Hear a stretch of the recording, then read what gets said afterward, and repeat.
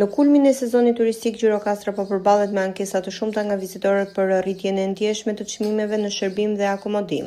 Një macchiato kushton rreth 150 lekë, një shishe ujë 100 lekë, ndërsa çmimi i një bire në disa lokale arrin deri në 500 lekë. Sipas turistëve, kostot janë arritur ndjeshëm krahasuar me vitet e mëparshme, duke bërë qytetin më pak tërheqës për qëndrim me disa ditore. Shumë vizitorë shprehen se po zgjedhin të kalojnë vetëm disa orë në qytetin muze dhe më pas të vijojnë udhëtimin drejt destinacioneve të tjera për shkak të çmimeve të larta në hotele, bujtina dhe shërbime të ndryshme turistike.